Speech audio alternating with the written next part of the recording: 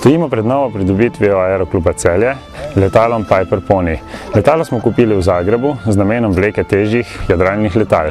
Letalo v prejšnjem življenju služilo v poljedelskem letalstvu, kjer je bilo namenjeno za zapraševanje polj in kemično tretiranje površin.